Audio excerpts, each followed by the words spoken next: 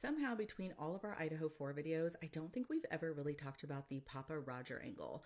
So, as many of you know, Pappa Rodger was a FB profile that participated in this Idaho 4 group, and many believe that it is Bryan Kohberger, or was Bryan Kohberger, behind this profile, and many believe that it wasn't. With very good reason. This was a strong topic on the Dateline episode about the Idaho 4 case, and it's also a huge topic of conversation in an upcoming Idaho 4 documentary with Brian Ensign. So we've had a lot of people ask us over the years, do you think that Bryan Kohberger was Pappa Rodger? And yes, we do. And we're not alone here. Actually, in the Dateline episode, there were several law enforcement officers who also believed that he was behind this profile. So let's get into these details. So Pappa Rodger was a very active member on this FB group that was called Idaho Murder Case Discussion Group. I have been on this from day one, and I definitely witnessed all of this as it was happening. He started gaining attention in the group because he would state something that had not been released to the public yet, and then lo and behold, what he said would all of a sudden be released by police. So people started noticing, and they're like, is this the unaliver? So he also asked very specific questions in this group on FB that were identical to questions that we already know were asked by Bryan Kohberger on a Reddit thread. So we know that Bryan Kohberger had a Reddit account, and he posted at one point, well before the murders, when he was attending DeSales University, he posted a survey, and it just sort of said like all these things. If you were a serial killer, would you do XYZ? So a lot of those same questions were posed by Pappa Rodger in this FB group.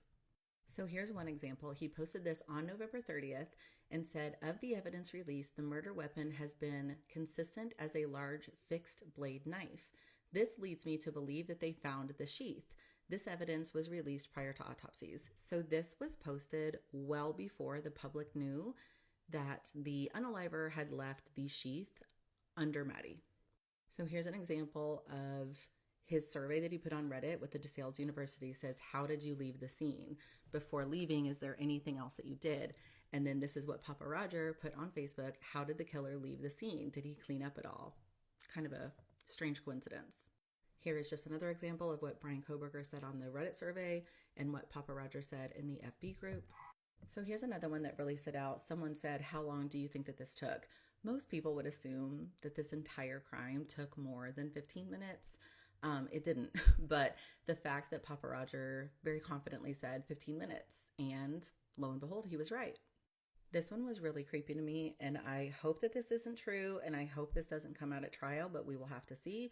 He said at one point, I feel like blood ran down a few places, but it has been suppressed.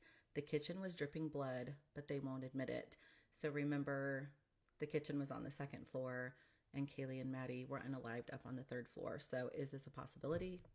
So this is also a huge timing thing. So many of us that followed along live, we know that once Bryan Kohberger was arrested, the Pappa Rodger activity on Facebook completely stopped.